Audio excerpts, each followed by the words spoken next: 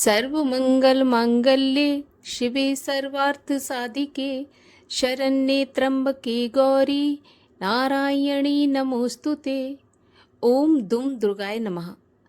स्वागत है आप सभी का हमारे चैनल पर। आज के इस वीडियो में आप सुनेंगे दुर्गा सप्तशती के दूसरे और तीसरे अध्याय का पाठ। नियम के अनुसार दुर्गा सप्तशती का पाठ सुनने से पहले सुनेंगे कवच, अर्गला स्तोत्र, कीलक स्तोत्र और उसके बाद सुनेंगे रात्रि स्तोत्र का पाठ। फिर दुर्गा सप्तशती के दूसरे और तीसरे अध्याय के पाठ का श्रवण करेंगे। वीडियो अगर पसंद आए तो लाइक करके शेयर कर दीजिएगा और इसी प्रकार की व्रत कथाएं सुनने के लिए, हमसे जुड़े रहने के लिए चैनल को सब्सक्राइब करके बेल आइकन पर क्लिक अवश्य कर लीजिएगा। तो चलिए शुरू करते हैं श्री दुर्गा कवच का पाठ।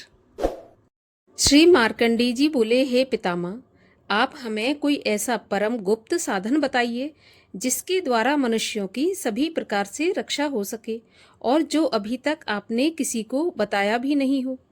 तब ब्रह्मा जी बोले, हे विप्रवर, इस प्रकार का साधन तो परम पवित्र एवं परम गुप्त देवी जी का कवच ही है। इसी से प्राणी मात्र का कल्याण एवं सब प्रकार की रक्षा होती है। उसे सुनिए। देवी जी की 9 मूर्तियों के नाम इस प्रकार से हैं। प्रथम शैलपुत्री, दूसरी ब्रह्मचारिणी, तीसरी चंद्रघंटा, चौथी कुष्मांडा, पांचवी स्कंद माता, छठी कात्यायनी, सातवीं कालरात्रि, आठवीं महागौरी, 9वीं सिद्धिदात्री हैं। जो मनुष्य अग्नि में जल रहा हो, युद्ध भूमि में शत्रुओं से घिर गया हो अथवा घोर संकट में ग्रस्त हो, वह मनुष्य भगवती की शरण में पहुंच जाए तो उसके घोर संकट दूर हो जाते हैं। जो भक्ति भाव से देवी जी का स्मरण करते हैं उनकी सभी प्रकार से उन्नति होती है। हे भगवती, जो भी आपका स्मरण करते हैं निसंशय उनकी आप रक्षा करती हो। प्रेत की सवारी करने वाली चामुंडा देवी हैं। वाराही महेश पर, ऐन्द्री हाथी पर, वैष्णवी गरुण पर, माहेश्वरी बैल पर, कौमारी मोर पर और लक्ष्मी कमल के आसन पर विराजमान है। श्वेत रूप धारण करने वाली वृषभ के वाहन वाली ईश्वरी देवी हैं। हंस पर चढ़ी हुई सभी आभूषणों से भूषित ब्राह्मी देवी हैं। इस प्रकार अनेक रत्नों से विभूषित तथा योग शक्तियों से संयुक्त ये सब माताएं हैं। ये सभी देवियां क्रोध युक्त मुद्रा में रथों पर सवार होकर दर्शन देती हैं। ये शंख, चक्र, गदा, शक्ति, हल, मूसल, खेटक, तोमर, परशु, पाश, कुंद, त्रिशूल, उत्तम आयुध, सारंग, धनुष इत्यादि अस्त्र शस्त्र दैत्यों के शरीर नाश के लिए, भक्तों को अभय देने के लिए एवं देवताओं के हित के लिए धारण करती हैं। हे देवी, आपके दर्शन कठिन है। शत्रुओं के भय को बढ़ाने वाली देवी जी, आप मेरी रक्षा कीजिए। पूर्व दिशा में मेरी रक्षा ऐन्द्री देवी करें। अग्नि कोण में अग्नि देवता, दक्षिण में वाराही, नैऋत्य कोण में खड्गधारिणी, पश्चिम में वारुणी, वायु कोण में मृगवाहिनी, उत्तर में कौमारी, ईशान कोण में शूलधारिणी, ऊपर ब्रह्माणी जी, नीचे वैष्णवी देवी जी रक्षा करें। इसी प्रकार शववाहिनी चामुंडा देवी 10 दिशाओं में रक्षा करें। जया मेरे आगे और विजया मेरे पीछे की रक्षा करें। बाईं ओर अजिता, दाईं ओर अपराजिता मेरी रक्षा करें। उद्योतनी मेरी शिखा की, उमा मेरे मस्तक पर विराजमान, भौहों की यशस्विनी, भौहों के मध्य में त्रिनेत्रा, नासिकाओं की यमघंटा देवी, नेत्रों के बीच में शंखिनी, कानों की द्वारवासिनी, कपोलों की कालिका, कानों के मूल देश की शांकरी देवी रक्षा करें। नासिका की सुगंधा, ऊपर के होंठ की चर्चिका, नीचे के होंठ की अमृत कला और जिह्वा की सरस्वती देवी रक्षा करें। दांतों की कौमारी, कंठ की चंडिका, गले की चित्र घंटा, तालु प्रदेश की महामाया रक्षा करें। चिंबुक की कामाक्षी, वाणी की सर्वमंगला, ग्रीवा की भद्रकाली, पृष्ठ अस्थियों की धनुर्धरी रक्षा करें। कंठ से बाहरी भाग की नीलग्रीवा, कंठ नालिका की नलकुबरी, दोनों कंधों की खड्गनी तथा मेरी भुजाओं की वज्रधारिणी रक्षा करें। दोनों हाथों की दंडिनी, उंगलियों की अंबिका, नाखूनों की शूलेश्वरी, कुक्ष की कुलेश्वरी रक्षा करें। हृदय की ललिता देवी, उदर की शूलधारिणी रक्षा करें। स्तनों की मद देवी, मन की शोक विनाशिनी, नाभि की कामनी, गुप्त इंद्रिय की गुहेश्वरी, लिंग की पूत कामनी, गुदा की महेशवाहिनी रक्षा करें। कटी प्रदेश की भगवती, घुटनों की विंध्यवासिनी, जंघाओं की महाबली देवी रक्षा करें। गुल्फों की नारसिंगी, पांव के तलुओं की तेजसी, उंगलियों की श्रीधरी देवी और तलुओं की पर्वतवासिनी रक्षा करें। नाखूनों की दंष्टा कराली, केशों की ऊर्ध्वकेशनी, रोम छिद्रों की कौमारी और त्वचा की बागीश्वरी रक्षा करें। रक्त, मज्जा, वसा, मांस, अस्थियां एवं मेदे की पार्वती, अंतड़ियों की कालरात्रि, पित्त की मुकुटेश्वरी रक्षा करें। पद्मकोश की पद्मावती, कफ की चूड़ामणि, नाखूनों के तेज की ज्वालामुखी, सभी संधियों की अभेद्या देवी रक्षा करें। हे ब्रह्माणी, आप मेरे वीर की रक्षा करें। छाया की छत्रेश्वरी और मन, बुद्धि, अहंकार की धर्मधारिणी रक्षा करें। प्राणों की कल्याण शोभना और शब्द, स्पर्श, रूप, रस, गंध, इन 5 इंद्रियों की योगिनी, सत्व, रज, तम की नारायणी सदा रक्षा करें। आयु की वाराही, धर्म की वैष्णवी, यश एवं कीर्ति की लक्ष्मी तथा धन विद्या की चक्रिणी रक्षा करें। इंद्राणी मेरे गोत्र की, चंडिका मेरे पशुओं की, महालक्ष्मी मेरे पुत्रों की, भैरवी भार्या की रक्षा करें। मेरे पथ की सुपथा, मार्ग की क्षेमकारी, राजा के दरबार में महालक्ष्मी एवं सभी दिशाओं में स्थिर होकर विजया मेरी रक्षा करें। और जो भी स्थान कवच में नहीं आए और जो आरक्षित हैं, उन स्थानों की पापनाशनी जयंती देवी रक्षा करें। मनुष्य यदि अपना मंगल चाहता है तो एक कदम भी बिना कवच के नहीं जाए। कवच से नित्य रक्षित मनुष्य जहाँ जहाँ भी जाता है, वहीं से उसे धन का लाभ तथा सभी कामनाओं की सिद्धि प्राप्त होती है। पृथ्वी पर उस पुरुष को ऐश्वर्य एवं अतुल संपत्ति प्राप्त होती है। वो मनुष्य निर्भय हो जाता है। युद्ध भूमि में कोई भी उसे जीत नहीं सकता। त्रिलोक भर में पूजा जाता है। यह देवी कवच देवताओं को भी दुर्लभ है। इसको अत्यंत श्रद्धा के साथ सावधान होकर जो तीनों संध्याओं में नित्य पढ़ लेता है, उसे देवी कला की प्राप्ति होती है। उसे कोई भी तीनों लोकों में पराजित नहीं कर सकता। उसे अकाल मृत्यु नहीं आती। वह 100 वर्ष से भी अधिक आयु पाता है। यह कवच उसका तेज, यश और कीर्ति बढ़ा देता है। चंडी पाठ करने वाला पहले कवच का पाठ कर ले। जब तक पर्वत, वन, काननों के साथ यह पृथ्वी टिकी रहती है, तब तक ऐसे पुरुष की संतति होने पर महामाया की कृपा से देव दुर्लभ परम स्थान की प्राप्ति होती है। कवच का पाठ करने वाला सुंदर रूप को पाकर सदाशिव के साथ आनंद पाता है। श्री अर्गला स्तोत्र। श्री मार्कंडेय जी बोले, जयंती, मंगला, काली, भद्रकाली, कपालिनी, दुर्गा, क्षमा, शिवा, धात्री, स्वाहा, स्वधा आदि देवियों को मेरा नमस्कार हो। हे चामुंडे देवी, समस्त प्राणियों के दुख निवारण करने वाली आपकी जय हो। सर्वव्यापक देवी कालरात्रि, आपकी जय हो। मधु तथा कैटव दैत्यों का दलन करने वाली, ब्रह्मा जी को वर देने वाली, आपको नमस्कार हो। हे देवी, आप मुझे सुंदर रूप दो, जय दो, यश दो तथा क्रोध आदि शत्रुओं का नाश करो। महिषासुर का नाश करने वाली, भक्तों की सुखदाता देवी जी को नमस्कार हो। मुझे रूप दो, जय दो, यश दो, शत्रुओं का नाश करो। हे रक्त बीज का वध करने वाली देवी और चंड मुंड असुरों का विनाश करने वाली माता, मुझे सुंदर रूप दो, जय दो, यश दो, शत्रुओं का वध करो। हे पाप नाशक चंडिके, जो सर्वदा भक्ति पूर्वक आपके चरणों में मस्तक झुकाते हैं, उन्हें रूप दो, जय दो, यश दो, शत्रुओं का नाश करो। सभी व्याधियों का नाश करने वाली चंडिके, जो आपकी भक्ति पूर्वक स्तुति करते हैं, उन्हें रूप दो, जय दो, शत्रुओं का नाश करो। हे देवी जी, आप मुझे सौभाग्य, आरोग्य और परम सुख दो। रूप दो, जय दो, शत्रुओं का विध्वंस करो। मेरा कल्याण कीजिए और उत्तम धन संपत्ति दीजिए। रूप दो, जय दो, यश दो, शत्रुओं का नाश करो। हे माता, आपके चरणों पर देवता और दैत्य दोनों ही अपने मुकुट की मणियां घिसते हैं। हे मातेश्वरी, अपने भक्त को विद्यावान, यशवान, लक्ष्मीवान करो। बड़े बड़े अभिमानी दैत्यों के अभिमान चूर्ण करने वाली चंडिके, मैं आपको प्रणाम करता हूँ। हे चार भुजाओं वाली माता, चतुर्मुख ब्रह्मा जी आपकी स्तुति करते हैं। हे परमेश्वरी, रूप दो, जय दो, यश दो, बैरियों का विध्वंस करो। श्री पार्वती के पति महादेव जी से स्तुत्य, हे परमेश्वरी, रूप दो, जय दो, यश दो, शत्रुओं का नाश करो। हे देवी, आप तो कठोर भुज दंड रखने वाले दैत्यों का भी घमंड नाश कर देती हो। हे अंबिके, आप अपने भक्तों के लिए अपार आनंद की वृद्धि करती हो। मुझे रूप दो, जय दो, यश दो, शत्रुओं का नाश करो। हे मातेश्वरी, आप मुझे वह पत्नी प्रदान करो जो मेरी इच्छाओं के अनुकूल हो और इस भयानक संसार रूपी समुद्र से मुझे तारने वाली हो।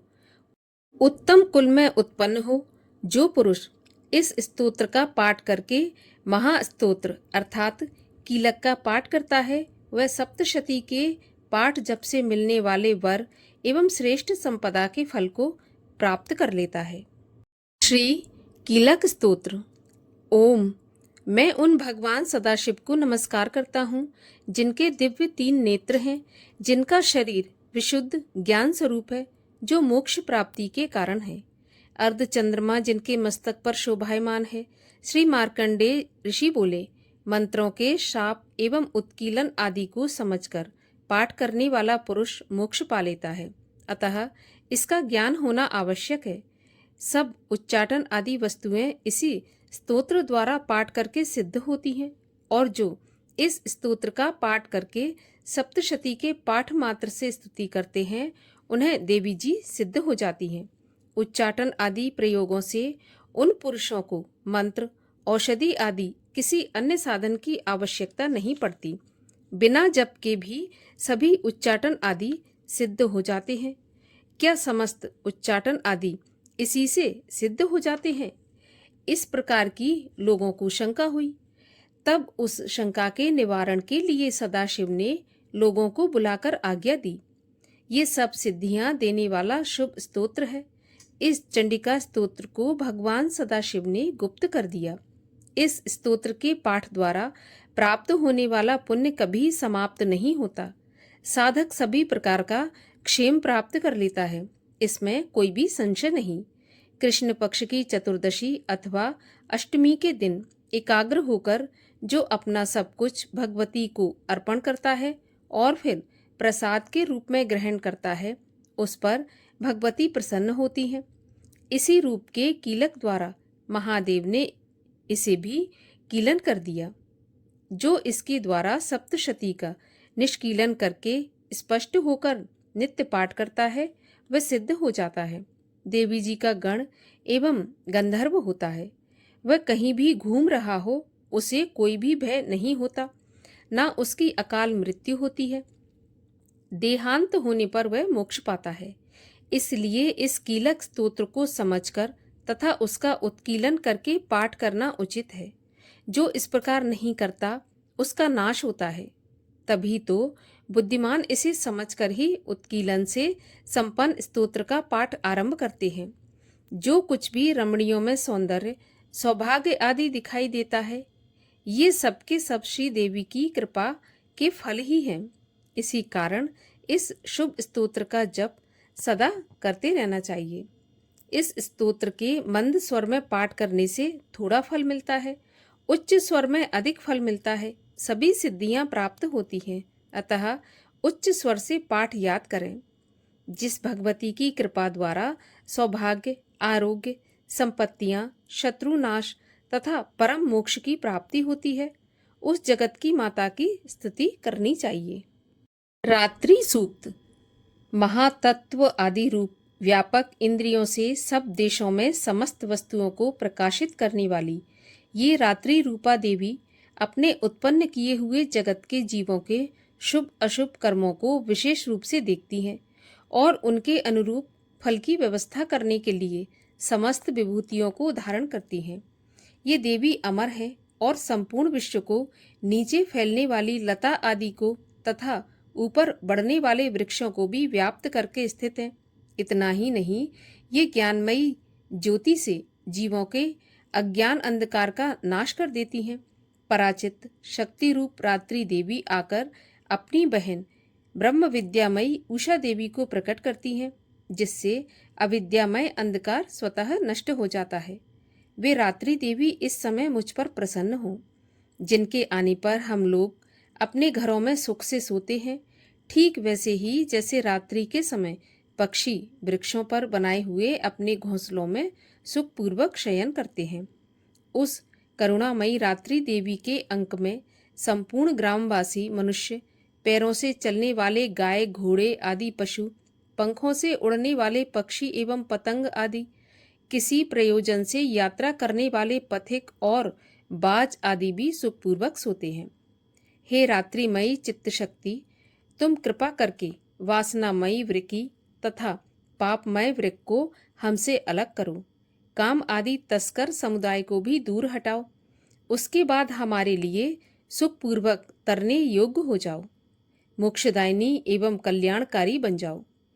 हे उषा, हे रात्रि की अधिष्ठात्री देवी, सब ओर फैला हुआ ये अज्ञानमय काला अंधकार मेरे निकट आ पहुंचा। तुम इसे ऋण की भांति दूर करो। जैसे धन देकर अपने भक्तों के ऋण दूर करती हो, उसी प्रकार ज्ञान देकर इस अज्ञान को भी हटा दो। हे रात्रि देवी, तुम दूध देने वाली गौ के समान हो। मैं तुम्हारे समीप आकर स्तुति आदि से तुम्हें अपने अनुकूल करता हूँ। परम व्योम स्वरूप परमात्मा की पुत्री, तुम्हारी कृपा से मैं काम आदि शत्रुओं को जीत चुका हूँ। तुम स्तोम की भांति मेरे इस हविष्य को भी ग्रहण करो। श्री दुर्गा सप्तशती अध्याय दूसरा। ऋषि बोले, प्राचीन काल में देवी देवता तथा दैत्यों में पूरे 100 वर्ष युद्ध होता रहा। उस समय दैत्यों का स्वामी महिषासुर था एवं देवताओं का इंद्र था। उस संग्राम में देवताओं की सेना महाबली दैत्यों से हार गई। तब सभी देवताओं को जीतकर महिषासुर इंद्र बनकर बैठ गया। तब हारकर सभी देवता ब्रह्मा जी को आगे रखकर वहां गए जहां विष्णु तथा शंकर जी विराज रहे थे। वहां पर देवताओं ने महिषासुर के सभी उपद्रव एवं अपने पराभव आदि का पूरा पूरा वृत्तांत कहकर सुना दिया। उन्होंने कहा कि महिषासुर ने तो सूर्य, अग्नि, पवन, चंद्रमा, यम तथा वरुण इत्यादि अन्य सभी देवताओं के अधिकार छीन लिए, स्वयं ही सबका अधिष्ठाता बना बैठा है। उसने सभी देवताओं को स्वर्ग से निकाल दिया। महिषासुर महादुरात्मा है। देवता पृथ्वी पर मृत्यों की भांति विचर रहे हैं। उसके वध का कोई उपाय कीजिए। इस प्रकार मधुसूदन तथा महादेव जी ने देवताओं के वचन सुने तो क्रोध से उनकी भौएं तन गईं। तब भगवान विष्णु के मुख से एक महान तेज प्रकट हुआ। इसी प्रकार ब्रह्मा तथा शंकर जी के मुख से तेज प्रकट हुआ।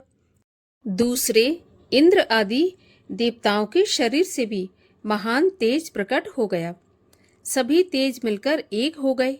वह तेज पुंज इतना उग्र था जैसे कि जलता हुआ पहाड़ हो। देवताओं ने देखा कि उसकी ज्वालाएं सभी दिशाओं में फैल रही हैं। जब वह एक हुआ तो एक नारी के रूप में परिवर्तित हो गया। महादेव जी के तेज से उसका मुख प्रकट हुआ। यम के तेज से उसके केश हुए। विष्णु के तेज से उस देवी की भुजाएं प्रकट हुईं। चंद्रमा से दोनों स्तन, इंद्र के तेज से उसका कटी प्रदेश, वरुण के तेज से जंगा व उरुस्थल, पृथ्वी के तेज से नितंबों का प्रादुर्भाव हुआ। ब्रह्मा जी के तेज से दोनों चरण, सूर्य के तेज से चरणों की उंगलियां, वसुओं के तेज से हाथों की उंगलियां, कुबेर के तेज से नासिका का आविर्भाव हुआ। उसके दांत प्रजापति के तेज से उत्पन्न हुए।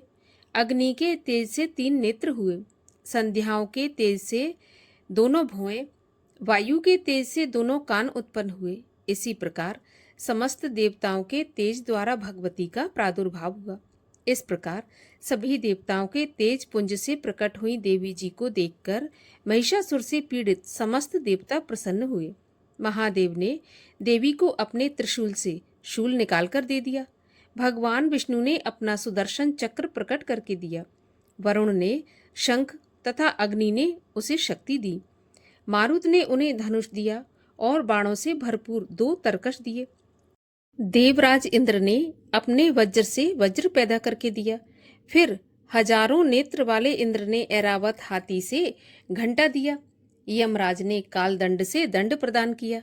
सागरपति ने रुद्राक्ष माला अर्पित की। ब्रह्मा ने कमंडल भेंट किया। सूर्य ने भगवती के भी रोमकूपों में अपनी किरणें प्रदान की। काल ने तलवार और उत्तम ढाल अर्पण की। क्षीर सागर ने हार तथा कभी ना पुराने होने वाले 2 वस्त्र भेंट किए। इसी प्रकार चूड़ामणि, दिव्य कुंडल तथा 2 कड़े भी भेंट किए तथा चमकता हुआ अर्धचंद्र, सभी भुजाओं के लिए बाजूबंद, चरणों के लिए नूपुर और कंठ के लिए सर्वोत्तम कठुला भेंट किया। इसी प्रकार सभी उंगलियों के लिए जड़ित मुद्रिकाएं प्रदान की। विश्वकर्मा ने निर्मल परशु भेंट किया और अनेक रूपों वाले अस्त्र, अभेद कवच, मस्तक तथा गले में धारण करने के योग्य कभी ना कुमलाने वाली कमलों की माला दी। समुंदर ने उसे बहुत सुंदर कमल दिया। हिमालय ने वाहन के लिए सिंह और अनेक प्रकार के रत्न भेंट किए। कुबेर ने सुरा से भरपूर पात्र दिया। सभी नागों के स्वामी एवं पृथ्वी धारण करने वाले शेष जी ने महामणियों से सुशोभित नागहार दिया। इसी प्रकार सारे देवताओं ने भी भूषण एवं आयुधों से देवी जी का सत्कार किया। तत्पश्चात भगवती ने अट्टहास करके ऊंचे स्वर में गर्जना की। उसके भयानक नाद से सारा आकाश भर गया। तब देवगण प्रसन्न होकर उस सिंहवाहिनी देवी की जय जयकार करने लगे। मुनियों ने भक्ति भाव से नम्र होकर देवी जी की स्तुति की। इधर देवताओं के शत्रुओं ने सारी त्रिलोकी को क्षोभग्रस्त देखा। तब तो वे सारी अपनी सेना को कवच आदि से तैयार कराकर अस्त्र शस्त्र लेकर झट से उठकर खड़े हो गए। महिषासुर क्रोध में आकर बोला, अरे ये क्या हो रहा है? इतना कहकर सभी दैत्यों के साथ घिरकर उस सिंहनाद की ओर भागा। वहां जाकर उसने तीनों लोकों को अपने तेज से प्रकाशित करती हुई देवी को देखा। उस देवी के चरणों के भार से पृथ्वी दबी जा रही थी। माथे के मुकुट से आकाश पर रेखाएं पड़ती जा रही थीं। उसके धनुष की टंकार से 7 पाताल क्षोभग्रस्त थे और हजारों भुजाओं से भी सभी दिशाओं को ढककर देवी खड़ी हुई थी। देवी जी के साथ उन दैत्यों का युद्ध आरंभ हो गया। नाना प्रकार के अस्त्र शस्त्रों के प्रहारों से 10 दिशाएं भर गईं। महिषासुर का सेनापति उस समय चिक्षुर नाम का एक महान दैत्य था। देवी जी के साथ उसी का युद्ध होने लगा। इसी प्रकार अन्य दैत्यों को तथा चतुरंगिनी सेना को साथ लेकर चामर भी युद्ध करने लगा। 60,000 रथियों को साथ लेकर उदग्र महादैत्य भी युद्ध में प्रवृत्त हो गया। महाहनु दैत्य 5 करोड़ रथियों के साथ युद्ध में आ गया। 60 लाख रथियों से आवृत्त वाशकल दैत्य युद्ध में उतर पड़ा। पारिवारिक दैत्य हाथी एवं घोड़ों के अनेकों सवारों के समूह से घिरा हुआ रथियों को साथ लेकर देवी जी के साथ युद्ध करने लगा। उस रण आंगन में स्वयं महिषासुर भी रथों, हाथियों एवं घोड़ों की सेनाओं से घिरा हुआ खड़ा था। तोमर, भिंदीपाल, शक्ति, मूसल, परशु, पट्टिश, खंग आदि अस्त्रों से युद्ध में देवी जी के साथ युद्ध करने लगे। कुछ दैत्यों ने देवी जी पर शक्तियां छोड़ी एवं दूसरे ने पाश फेंके। तब चंडिका देवी ने अस्त्र शस्त्रों की वर्षा करके उन्हें तोड़ डाला। इधर देवी जी का वाहन सिंह भी क्रोध में आ गया। अपने गर्दन के बाल हिलाता हुआ दैत्यों की सेना में इस प्रकार घूमने लगा जैसे कि जंगल में अग्नि फैलती जा रही हो। उस युद्ध भूमि में युद्ध करती हुई अंबिका ने जितने श्वास छोड़े वे ही झटपट हजारों सैकड़ों गणों के रूप में परिवर्तित हो गए। प्रकट होकर उन गणों ने खंग, भिंदीपाल, परशु, पट्टिश आदि शस्त्रों से युद्ध प्रारंभ कर दिया। देवी जी की शक्ति से वृद्धि पाकर वे गण दैत्यों का नाश करने लगे। साथ में दूसरे गण नगाड़े, शंख आदि बजाने लगे। महती प्रसन्नता देने वाले उस युद्ध रूप उत्साह में कुछ एक ने मृदंग बजाए। तब देवी जी ने त्रिशूल, गदा और शक्तियों की वर्षा से, तलवार आदि शस्त्रों से महान सैकड़ों असुर मार डाले और दूसरे कितने ही दैत्यों को घंटा के भयप्रद नाद से मूर्छित करके मारकर गिरा दिया। मरे दैत्यों को पास से बांधकर पृथ्वी पर घसीट डाला। कितने तो गदा की चोट से घायल होकर पृथ्वी पर सो गए। मूसलों के प्रहार से कई एक रुधिर वमन करने लगे एवं कई एक शूल द्वारा वक्ष स्थल फट जाने से पृथ्वी पर सो गए। कितने ही दैत्य बाणों की वर्षा द्वारा युद्ध करते हुए प्राण छोड़ने लगे। कितने ही दैत्यों की भुजाएं कट गईं। कई कितनों की ग्रीवाएं छिन्न भिन्न हो गईं। कई दैत्यों के सिर कट गए, कुछ मध्य से विदीर्ण हो गए। कुछ दैत्यों की जंघाएं कट गईं और पृथ्वी पर गिर गए, और कुछ एक दैत्यों को तो एक भुजा, एक आंख और एक पांव वाला करके 2 टुकड़े कर डाले। मार मार कर गिराए हुए रथी, हाथी, घोड़े एवं असुरों की लाशों द्वारा जहां महायुद्ध हो रहा था, वहां की पृथ्वी इस प्रकार भर गई कि वहां पर आना जाना कठिन हो गया। वहां सेना एवं असुरों के रुधिर बहने से रुधिर की बड़ी बड़ी नदियां बहने लगीं। जगदम्बा जी ने एक क्षण में ही दैत्यों की महती सेना का इस प्रकार नाश कर दिया, जैसे कि लकड़ियों के बड़े ढेर को अग्नि जला देती है। देवी का वाहन सिंह अपने बालों को छटकाता हुआ, बड़ी गर्जना करता हुआ दैत्यों के शरीर से मानो प्राण चुन रहा हो, इस प्रकार घूमने लगा। देवी जी के उन गणों ने महाअसुरों के साथ बड़ा युद्ध किया, जिससे देवता प्रसन्न होकर आकाश से पुष्पों की वर्षा करने लगे। 3 अध्याय। ऋषि बोले, महाअसुर चिक्षुर सेनापति ने जब यह देखा कि सेना तो इस प्रकार मारी जा रही है, तब उसे बड़ा क्रोध उत्पन्न हो गया और वह स्वयं भी अंबिका के साथ युद्ध करने निकल पड़ा। युद्ध में जाकर उसने देवी जी पर बाणों की इस प्रकार वर्षा की जैसे कि मेघ सुमेरु पर्वत की चोटी पर जाकर जलधारा बरसा रहा हो। तब देवी ने उसके बाण समूहों को खेत में ही काट दिया। फिर बाणों द्वारा उसके सारथी घोड़ों को मार डाला। फिर झटपट उसका धनुष और ऊंची लहराती ध्वजा काटकर गिरा दिए। जब उसका धनुष कट चुका, तब अपने बाणों से उसके अंग बींध डाले। जिसका सारथी एवं घोड़े मर चुके थे और धनुष कट चुका था, तब वह बिना रथ के पैदल तलवार ढाल लेकर देवी के रथ की ओर दौड़ा। तेज तलवार से सिंह पर जाते ही प्रहार कर दिया। फिर देवी जी की बाम भुजा पर जोर से प्रहार किया। हे राजन, जैसे ही उसकी तलवार देवी की भुजा पर पड़ी, वैसे ही वह टूट गई। फिर असुर ने क्रोध से आंखें लाल लाल करके शूल पकड़ लिया। भद्रकाली जी पर उस दैत्य ने शूल डाल दिया। वह शूल इस प्रकार चमकता जैसे कि आकाश से सूर्यमंडल गिर रहा हो। देवी जी ने अपनी ओर आते हुए शूल को देखकर उस पर अपना शूल चला दिया, जिससे वह शूल सैकड़ों टुकड़े हो गया। साथ में उस चिक्षुर महादैत्य के प्राण निकल गए। जब महिषासुर का बलवान सेनापति मारा गया, तब देवशत्रु चामर हाथी पर बैठकर आ गया और आते ही उसने अंबिका देवी पर शक्ति का प्रहार किया। देवी जी ने हुंकार द्वारा ही तेजहीन कर उसे जमीन पर गिरा दिया। अपनी शक्ति को गिरा हुआ देखकर चामर को बड़ा क्रोध आ गया। उसने पुनः शूल का प्रहार कर दिया। शूल को भी देवी जी ने बाणों द्वारा उछाल दिया। तब सिंह उछलकर हाथी के मस्तक पर चढ़ बैठा। फिर दैत्य के साथ भुजा युद्ध करने लगा। वे दोनों परस्पर लड़ते लड़ते उस हाथी पर से नीचे पृथ्वी पर आ गिरे और भयंकर प्रहारों से परस्पर युद्ध करने लगे।